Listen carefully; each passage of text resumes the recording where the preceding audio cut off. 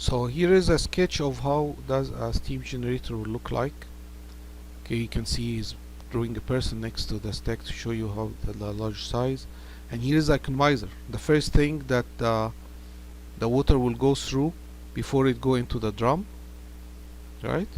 And also it's the last thing that the exhaust get, not the last thing, the one thing before the last, the exhaust gases will see the economizer before they end up seeing the air preheater and then into the chimney, right? So here is the wheel that will bring the air, right? And the exhaust will see the air preheater before he leave to the outside. The hot air will go into the burners and the flame would be here, and see how the superheater is seeing the flame so that he can get the heat by radiation, right? So the air preheater, we said it can be those big wheels that rotate, or it could also be just a regular heat exchanger, tubular heat exchanger, where the hot gas is leaving into pipe and the air, cold air, is coming and basically going into the kind of counterflow heat exchanger. But they wouldn't recommend this if you have a lot of ashes in the exhaust.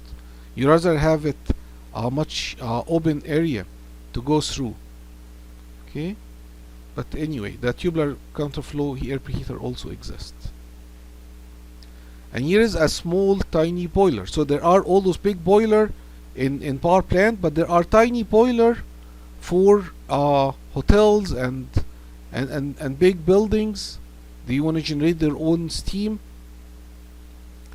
For whatever application, whether it's heating or maybe they want to run like a small power plant also. So how does it work?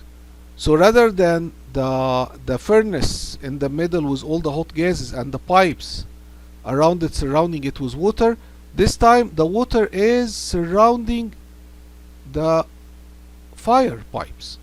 So the boiler or the natural gas is sending the flame into all those tiny pipes, and those tiny pipes is sitting in a big tank filled with water, and so the water would boil on the outside of the pipes, okay, making steam that you would use it later on. So here's a better sketch showing it.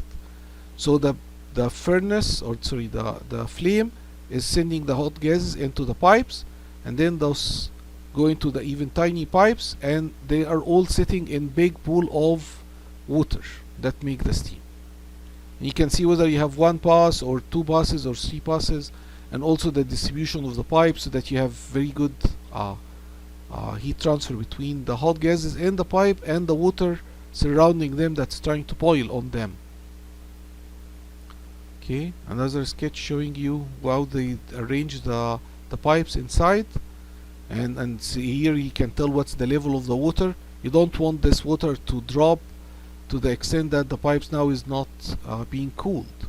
That would be like a nuclear reactor without water, less dangerous of course, but basically hot gases that's not being cooled. It's not good for the pipes.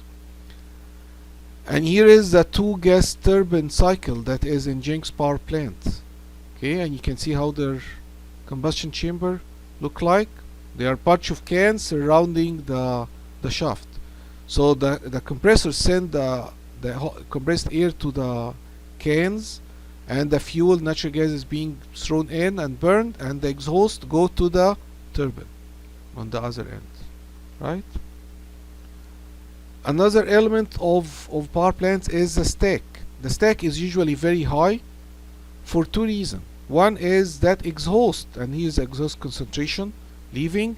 That exhaust, you don't want to throw it on Jenks, right? You want it to be a little bit up, so by the time it go there, it get diffused, right? Otherwise, if it's too short, you are basically sending the exhaust into the houses nearby. But the second reason too why the stack is really high is what? Think. Why do they build the stack so high? Because of the buoyancy force. So if you have hot gases, they would fly up by themselves because of the difference in the density. Raw air minus raw stack. So hopefully they have lower density because they are at higher temperature. But that density ratio multiplied by GH, that is the static pressure that will be created over here that act as a suction for your boiler. So your boiler will be, that stack will be sucking the exhaust gases from the boiler, right, into the outside. And the higher the stack, the more that driving force is. So if this is not good enough to pull the exhaust gases from the boiler, because there is a lot of superheater sitting there and evaporator, and all those guys create pressure drop, the air preheater also create his own pressure drop over it, then you need to help the stack with fans, right? So fans will be able to pull it, to help the stack with it, right? So this is also talk about the concentration and how high you need to get it to create dilution. Okay, so we'll skip this. The fans, why do we need fans? To help the stack. So the fans could be either forced draft or induced draft.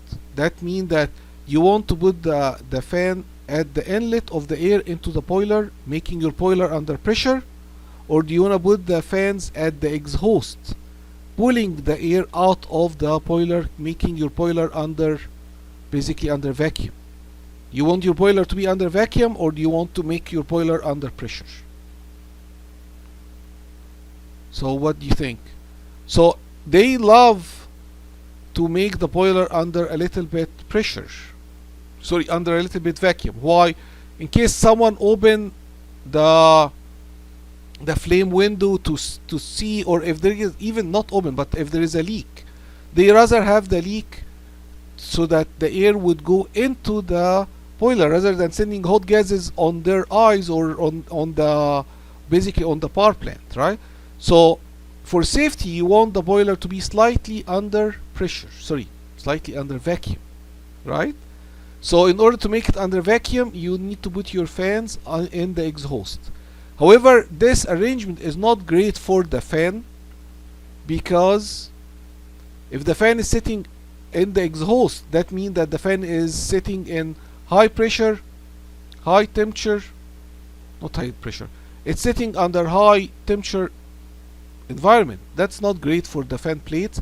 And also the fan, when you put the fan in the exhaust, the fan now is subjected itself to the bad stuff, the exhaust, all the CO and the CO2, and in case there's some sulfur from somewhere. So having the fan in the exhaust is not good for the fan. You rather have it in the inlet side, clean air coming in. That would be nice. So what they do actually, in most of the time, they have both of them. They have a little bit, they have some fan sitting at the inlet side and some fan under in the exhaust side, but the two of them are not the same. You would put still the boiler a little bit under vacuum, so that for safety, again, if there is a leak, slightly under vacuum, so that you would pull the air into the cracks rather than sending them outside into the operators moving around the boiler. Okay, so that's what I'm trying to say over here. Induced draft fans, and how they basically, both of them are usually used with slightly under vacuum.